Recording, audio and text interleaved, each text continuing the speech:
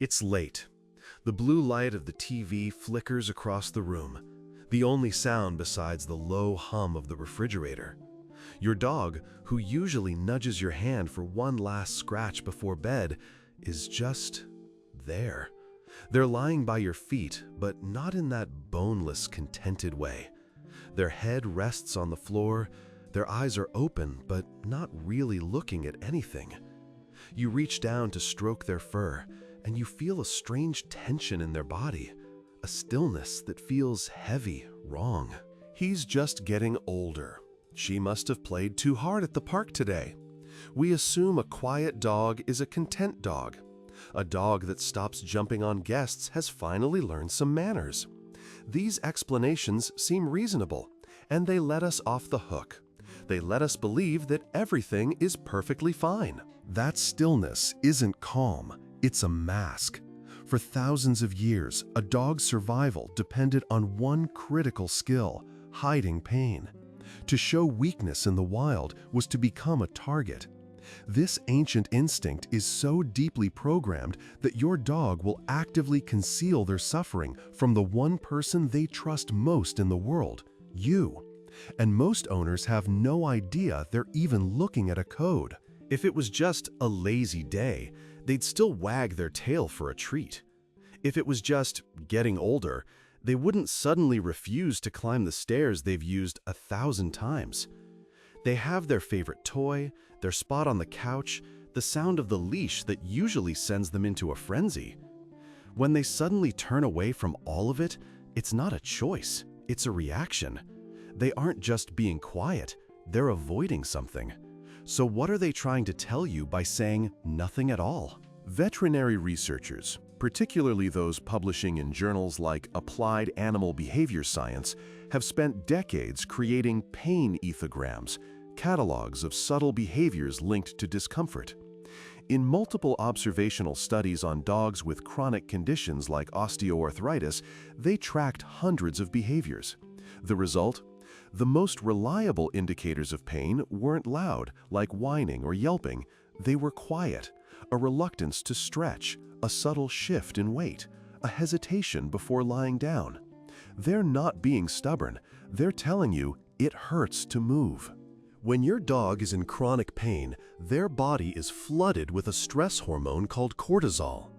Research from veterinary institutions like UC Davis has shown that sustained high cortisol levels change everything. It disrupts sleep, suppresses the immune system, and can even lead to anxiety and aggression. It's like a constant high-pitched alarm is going off inside their body, an alarm you can't hear, but they can never escape. This isn't just a bad mood, it's a physiological state of emergency. The pain causes the release of cortisol, which makes them feel stressed and anxious. That stress makes them withdraw and move less, which causes their joints to stiffen and muscles to weaken.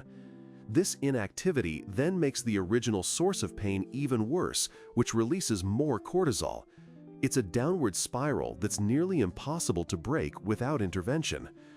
Researchers at the American Veterinary Medical Association, AVMA, note this is why early detection is critical. In control groups of healthy dogs, engaging in play actually lowers cortisol. For a dog in pain, the very thing that could help them feels impossible. To understand why your dog is so quiet, you have to look back 30,000 years. For their wolf ancestors, survival was a group activity, but a brutally honest one.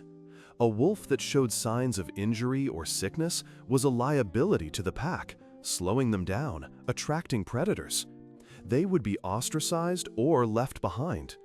The instinct to mask any sign of weakness wasn't a personality trait, it was a prerequisite for survival. The genes for suffer in silence were passed down for hundreds of generations. Your fluffy companion on the living room rug carries the ghost of that brutal wild inside them. A study published in the Journal of Veterinary Behavior presented a strange finding. Owners of dogs with diagnosed chronic pain often reported their dogs as being better behaved in the months leading up to the diagnosis. They stopped jumping, pulled less on the leash, and barked less at the door. The objective data showed the dogs were in pain, but the subjective owner experience was one of improvement.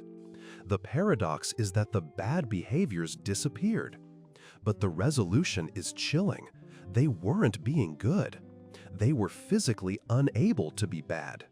The absence of normal, exuberant dog behavior was the biggest red flag of all. Veterinary neurologists have a term for this: protective muscle splinting. It's an unconscious reflex where the muscles around a painful area contract and tighten to immobilize it, like an internal cast. You might see it as a slightly hunched back, a tucked abdomen, or holding their head at a strange angle. It's not a decision, it's a deep neurological signal from the body screaming, "Do not move this part." They tested this with thermal imaging. In painful areas, the constant muscle tension generates heat, creating a literal hotspot. On healthy dogs, nothing. The muscles are fluid and cool. It's not just a feeling, it's a physical fact. So let's make this practical. 1. A changed posture, like a hunched back or low-hanging head. 2. A sudden loss of interest in things they love, like walks or play. 3. Excessive licking, chewing, or grooming of one specific spot. 4. Changes in sleep, either restlessness or sleeping much more than usual. 5. A new reluctance to be touched, picked up, or groomed. 6. Changes in breathing, like shallow breaths or panting when not hot or tired. And 7.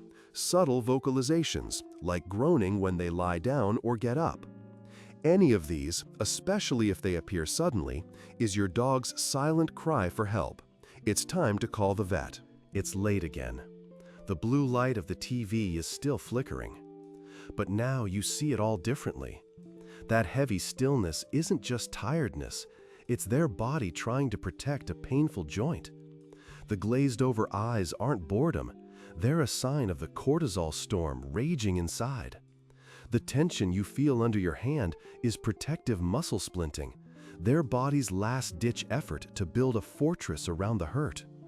You're not just watching a tired dog, you're witnessing a silent act of incredible, ancient endurance. Your dog's silence isn't emptiness, it's a story they can't tell. Learning to read that story doesn't just help them. The science suggests that this deep attunement, this act of profound listening, strengthens the chemical bond you share too. If this changed how you see your dog, share one subtle sign you've noticed in the comments below. It could help another owner. And while pain is something we want to avoid, some so-called bad behaviors are actually signs of incredible intelligence. Our next video breaks down the problem behaviors that secretly prove your dog is a genius, and the science is even stranger.